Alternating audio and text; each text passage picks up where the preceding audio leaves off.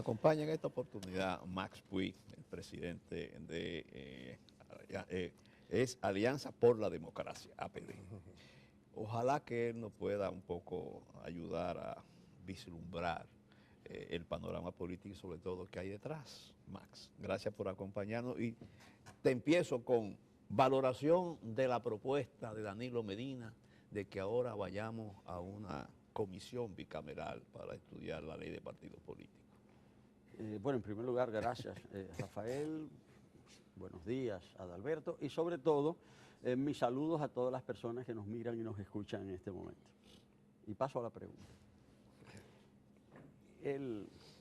A través de una comunicación que ha enviado el presidente de la República a los presidentes del Senado y de la Cámara de Diputados, él pretende presentarse dentro del contexto político y a propósito de la ley de partidos como el bueno de la película. Es la persona que quiere que los problemas se resuelvan, que haya consenso y que el país disponga de leyes adecuadas en materia electoral y con relación a los partidos políticos. Ahora, resulta que la historia no ha sido así. Lo que ha pasado es que desde hace mucho tiempo tenemos que adecuar la ley electoral. Es una ley del 97, del 1997, del siglo pasado. La Constitución del 2010 manda a la readecuación, a la puesta al día de esa ley. Tenemos una propuesta de ley de partidos también desde hace casi 20 años, de 1999. Y yo creo que está muy claro quién ha frenado, quiénes han frenado que se adecúe la ley electoral y que haya una nueva ley de partidos. Fundamentalmente el partido de gobierno, es el que ha tenido la responsabilidad del control de los asuntos públicos del gobierno desde hace casi 15 años consecutivos, es decir, desde el año 2004, 2014 años, con control del Congreso desde el 2006. O sea que las responsabilidades son muy claras y por una razón muy precisa, el partido oficial quiere seguir como chivo sin ley, sin reglas electorales que definan con claridad el delito electoral, que haya control del uso de los recursos del Estado, que haya topes en los gastos de campaña para los diferentes elementos, que haya equidad en la propaganda, en fin, ya se sabe que es por eso. Ahora, en medio de esa discusión, el presidente de la República fundamentalmente introdujo un elemento y fue el de tratar de imponer al sistema político, a los partidos, a la sociedad, el concepto de primarias abiertas, simultáneas y obligatorias. Esto ha recibido el rechazo. Sí. No obstante, el presidente de la República ha insistido en eso. Ha insistido sobremanera en eso, de una forma incluso sorprendente.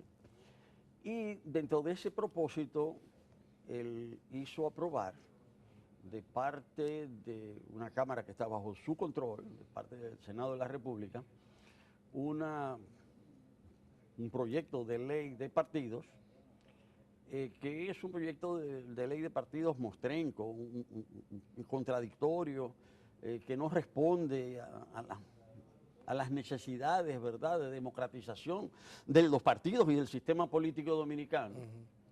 Lo hizo el presidente del Senado. El presidente del Senado fundamentalmente impuso esa visión de la ley de partidos contra viento y marea, desconoció los resultados a los que había llegado una comisión bicameral durante un año, e impuso esa visión mostrenca, esa versión descafeinada, como dice uno de los diarios dominicanos, de la ley de partidos, o esa ley insípida, ¿verdad? Y la impuso. Y desde el punto de vista institucional, esa ley inadecuada, o si queremos decir mala, para calificarla, una mala ley, una ley que no cumple su cometido, o los cometidos que se esperan de ella, va a la Cámara de Diputados. Ahí el presidente de la República recibe una serie de derrotas en cadena. Él pensaba que iba, y lo proclamó, sus partidarios proclamaron que ese proyecto inadecuado del Senado iba a alcanzar la mayoría de votos, iba a pasar sin dificultad. Bueno, ahí parece que fallaron los cálculos o fallaron los amarres. Y esto se puede decir de dos maneras. O si lo queremos decir suave, no lograron conquistar los votos necesarios. Si lo queremos decir duro, no pudieron comprar los votos requeridos. El caso es que cuando el proyecto va a la Cámara, se da una situación inédita, y es que los partidarios del presidente de la República no van a la sesión. Generalmente el boicot de las asambleas es un recurso de los débiles, de los que no tienen posibilidades. Y en este caso el que da demostración de debilidad es el presidente de la República, al decirle a sus partidarios que no vayan a la sesión. No hay quórum. No hay quórum.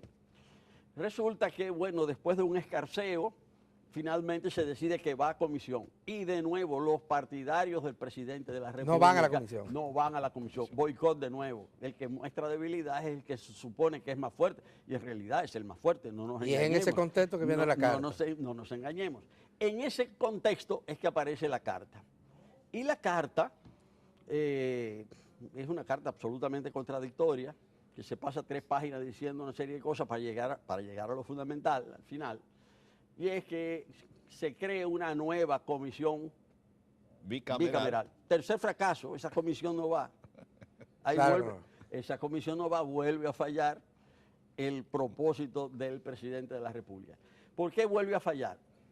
Bueno, primero porque es una propuesta de dudosa validez constitucional, por lo menos es discutible, digo, su constitucionalidad. Dirigentes políticos del propio partido de gobierno, de la oposición, le toman la palabra, pero no se da cuenta que le toman la palabra de la boca para afuera. ¿Por qué? Porque le toman la palabra en el sentido de que el presidente se presenta como el hacedor del diálogo, cuando todo el mundo sabe que lo ha impedido y lo ha estado impidiendo. Los partidos políticos que estaban trabajando en bloque, incluyendo Alianza por la Democracia, habían pedido que antes de que se discutieran los proyectos de ley, la de partidos y la de ley electoral, los partidos políticos se abocaran a un diálogo que facilitara el consenso y en consecuencia la aprobación. Eso fue rechazado por el Partido de la Liberación Dominicana. Habían pedido la mediación ustedes de Agripino. Tenemos 2 años en eso, reclamando ese diálogo. Entonces se rechazó en ese momento. Luego, en el Congreso, ahí la comisión se rechaza también. ¿A qué se debe que el presidente ahora esté hablando de que se necesita un consenso? Reitero, porque se quiere presentar como el bueno de la película, él se quiere presentar como el hacedor del consenso. ¿Pero es posible ese consenso, Max? Bueno, siempre es posible y siempre hay que reclamarlo, siempre hay que insistir. O sea, no podemos cerrarnos al diálogo de ninguna manera. Yo particularmente... ¿Pero cuál sería el escenario para ese diálogo? Particularmente, yo creo, en este caso, que después de haber sufrido todos estos inconvenientes, el presidente de la República da un paso atrás, por lo menos formalmente, a través de esa carta, dice que quiere el diálogo, aunque no lo haya querido. Yo creo que hay que decirle que sí, pero no podemos ser más ingenuos de la cuenta. Es decir, no podemos ser, a veces en la vida y en la política hay que hacerse el tonto, pero no podemos ser más tontos de la cuenta. Hacerse el tonto, pero no ser tonto. No ser tonto y no ser lo más, pero no ser lo más de la cuenta. ¿No evidenció el presidente una derrota? Porque definitivamente... Claro, bueno, él pretende disimularla, pero obviamente que él se ha recibido una serie de derrotas y él está buscando una forma que le permita, pretende él salvar la cara de alguna manera. Bueno, eso es comprensible, Ahora, la misión también, cada actor tiene un rol y tiene una misión. La misión de la oposición, que es de donde yo estoy colocado, yo creo que la misión de la oposición también es señalar las realidades con la mayor objetividad posible, ser responsable, si hay espacios institucionales y espacios de diálogo, ocuparlos y ejercer el diálogo. Yo creo que los ausentes generalmente casi nunca tienen la razón, porque no tienen la oportunidad de exponer sus verdades o sus puntos de vista. O sea que yo creo que si se Hay abre, tiempo, que piensa que hay si se abre tiempo. una puerta, hay que Pero aceptar que se alguien abra. tiene que abrirla. Pero sí, pero lo que no se puede tampoco es crear ilusión. Claro. Y ser más condescendiente de la cuenta. Hay que decir las cosas. Este señor, ¿verdad?, está en dificultades, quiere salir, bueno, está bien, vamos a discutir, pero ¿qué vamos a discutir? ¿Sobre qué bases? Porque el tema es que el asunto fundamental no es la ley de partidos, es la ley electoral. Y dentro de la ley de partidos el asunto fundamental no es el tema de las abiertas y cerradas. El tema fundamental es si tenemos una ley electoral y una ley de partidos que sean justas, democráticas y que permitan un ejercicio realmente equitativo. Esa puede Ese ser es el tema del diálogo. Ese es el tema. Entonces, eso es lo que hay que plantear y no decir, sí, está bien. No, ¿está bien qué? Ya. ¿Qué es lo que vamos a discutir? ¿Dónde lo vamos a discutir? O sea, me parece que esa es la actitud responsable que debe asumir la oposición. Es decir, con rigor. Es decir, estos son los temas. Porque el asunto no es que nos vengan ahora con que... Ese bueno, es el tema. ¿Cuál sería el espacio donde se discutiría? ¿En los partidos políticos o en el Congreso? Bueno, es que el gobierno sigue cerrado por más cartas que haya habido. Es decir, cuando uno termina de leer esas 3 páginas, uno se da cuenta de que no es cierto que hay una real apertura y que se está planteando con seriedad ese diálogo. Es decir, en realidad es una maniobra política. Estamos Él no renuncia, sino que ratifica Y su felicita. preferencia por las abiertas. Y felicita. Y teniendo en contra prácticamente todo, bueno, Sí, sí. todos los Esa actores carta fue políticos, para sus partidarios. los actores sociales. Esa carta probablemente buscaba que sus partidarios entendieran que se tranquilizaran un poco. No. Yo creo que no, yo creo que tenemos que ver un poco más lejos.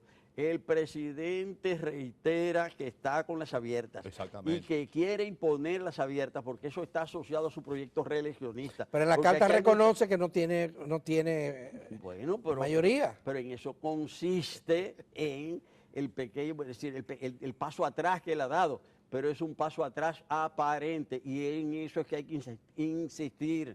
El que quiera caer en gancho, que caiga, pero no caigamos nosotros. O sea, el presidente quiere debatir, magnífico, pero vamos Además, a debatir Max, de verdad. el lío lo ha armado el PLD, porque ha sido el comité político del PLD y el enfrentamiento entre Danilo Medina y Leonel Fernández, el principal obstáculo para la aprobación, la discusión de la ley de partidos. ¿Por qué ellos dos no se ponen de acuerdo entonces en resolver su lío? Porque no pueden. Y no pueden porque las ambiciones mutuas se lo están impidiendo. Porque no se trata simplemente de ley de partidos y de abiertas o cerradas. Se trata de una lucha por el poder, por el control del partido político de gobierno, que es un partido dominante y que como partido dominante ejerce su dominio, su control sobre el conjunto de instituciones y yo diría que hasta la conciencia de una gran parte de la ciudadanía. Entonces, lo que se busca es controlar eso. Entonces, por eso es que no han podido ponerse de acuerdo. Porque en un sistema de partido dominante como el mexicano, que es el ejemplo en la ciencia política más conocido, al cabo de 6 años el presidente se iba y no había reelección. Y venía con el gallo tapado, venía un nuevo presidente y lo que en México llaman la camada, un nuevo grupo y siempre una nueva camada. Pero aquí no cambiamos de camada. Sí. Entonces... Además ya en México eso fracasó. Entonces, sí, bueno, sí, pero ese es un modelo diferente al nuestro. Pero en la diferencia del modelo de partido dominante dominicano y el modelo de partido dominante mexicano es que allá había hay no reelección. Y cuando hay reelección, entonces hay una lucha por el control del partido. Y de los recursos públicos. No, sí, claro, es para eso. Y sobre todo, vamos a decirlo en términos de ciencias políticas, no se asegura un método adecuado de reproducción del poder, que sea institucionalizado. Pero dicho en buen dominicano es que se están matando para ver quién controla ese partido y quién controla esos recursos del Estado para perpetuarse en el poder. Bueno, Mache, nos terminó el tiempo, lamentablemente. Sí. Es siempre muy interesante conversar con Max Puig, un dirigente político con una trayectoria bastante larga y muy conocida y transparente. Muchísimas gracias por estar aquí con nosotros y a ustedes. De esta manera llegamos también al final del programa. Será mañana cuando volvamos a encontrarnos desde las 6 de la mañana aquí en 1+1 por Teleantillas.